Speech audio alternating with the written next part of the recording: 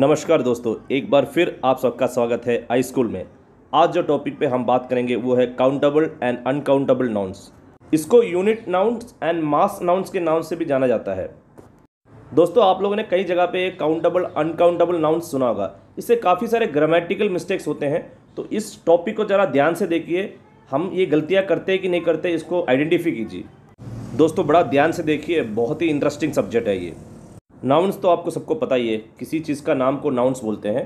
समझते हैं कि ये काउंटेबल और अनकाउंटेबल नाउन्स क्या है।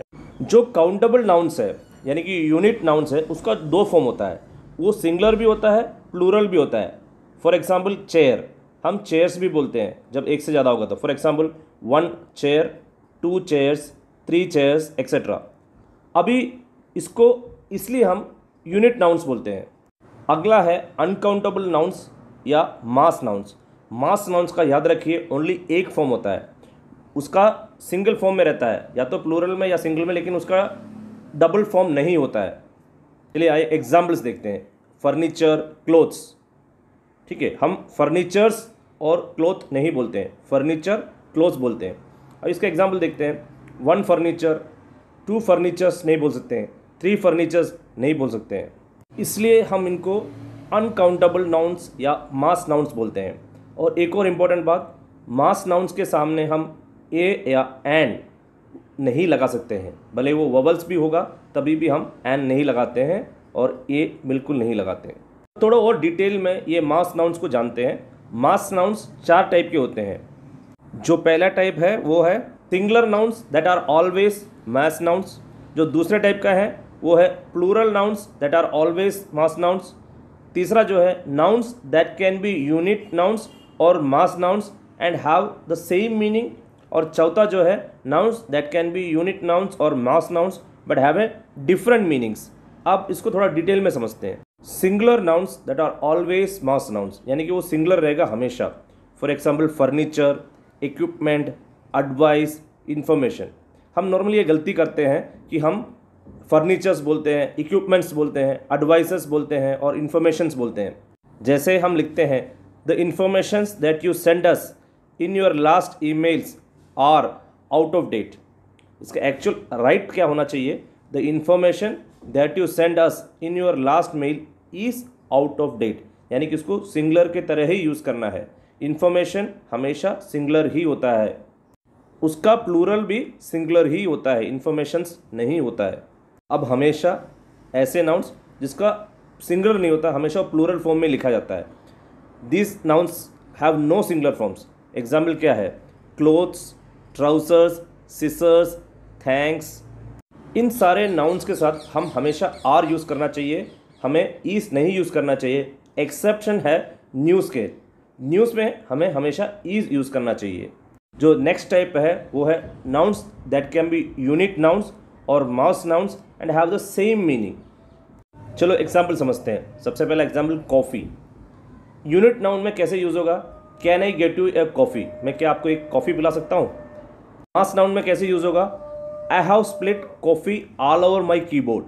अगला example agreement. An agreement was signed on 25 July 2014। ये हो गया सिंगुलर फॉर्म में। अब इसका मास फॉर्म में देखते हैं। The parties are not in agreement on this matter. तो यहाँ पे सेम एग्रीमेंट वर्ड जो है सिंगुलर में लिखा जाता है, लेकिन उसको मास नाउन में भी यूज़ हो रहा है और यूनिट नाउन में भी यूज़ हो रहा है, यानी कि काउंटेबल एंड अनकाउंटेबल फॉर्म में यूज़ हो रहा है। ऐसे कुछ और एग्जाम्पल्स हैं जैसे बिजनेस, ट्रांसलेशन, इम्प्रूवमेंट। ये आप खुद पढ़ के देख लीजिए इसका डिफरेंसेस।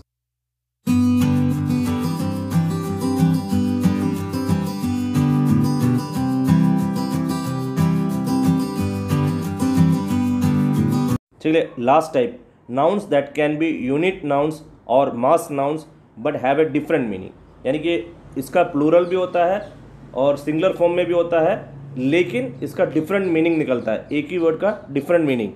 फॉर एग्जाम्पल जो हम सब जानते हैं नोटिस जो वर्ड है, नोटिसस जब लिखते हैं, यहाँ पे जैसे लिखा है the company has put up over 50 नोटिसस। यहाँ पे जो नोटिसस का मतलब है इंफॉर्मेशनल साइंस, ठीक है, होर्डिंग्स के मतलब आता है। और दूसरा जो मास नाउन में कैसे यूज़ हुआ है? In accordance with his contract the employ was given 1 month's notice, यानी कि यहाँ पे प्रायर और वार्निंग दिया हुआ है। सेम वर्ड सिंगुलर और प्लूरल में दो डिफरेंट मीनिंग निकल के सामने आता है। वैसे एक और वर्ड है, सेंटेंस आप पढ़ लीजिए। एक सेंटेंस में कंट्रोल्स लिखा है जिसका मतलब है नॉब्स और स्विचेस जिसे हम कंट्रोल करते हैं, गाड़ियाँ वगैरह या एयरक्राफ्ट वगैरह। और दूसरे जगह पे कंट्रोल लिखा हुआ है जिसका मतलब है कमांड करना या उसको डोमिनेट करना, कंट्रोल में लेके आना।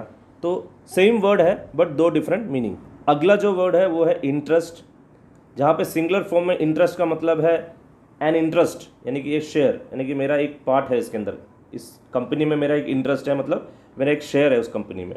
और दूसरा जो है यहाँ पे एन इंटरेस्ट नहीं, सिर्फ इंटरेस्ट। हमने पहले पढ़ा था कि अगर मास नाउन है तो वहाँ पे हम ए और एन नहीं यूज़ करेंगे, तो इसको यहाँ पे ये मास नाउन है इसलिए इसके सामने ए और एन नहीं यूज़ कर रहे हैं। इसका मीनिंग पूरा चेंज हो गया। अभी इंटरेस्ट का मतलब होता है जो मैं अगर फिक्स डिपॉजिट करूँगा तो उसमें जो इंटरेस्ट मिलते हैं, तो वो हमें इंटरेस्ट 2 रुपये भी हो सकता है, 10 रुपये भी हो सकता है, 1 रुपये नहीं, उससे ज़्यादा भी हो सकता है, या 1 रुपये होगा। दोनों केस में हम इंटरेस्ट बोलते हैं, इंटरेस्ट नहीं बोलते हैं, इंटरेस्ट ही बोलते हैं। ठीक है, 100 रुपीज़ मिले या 1 lakh rupees as a interest मिले, इट इज़ कॉल्ड इंटरेस्ट। वो मास में भी सिंगुलर फॉर्म में यूज़ होता है।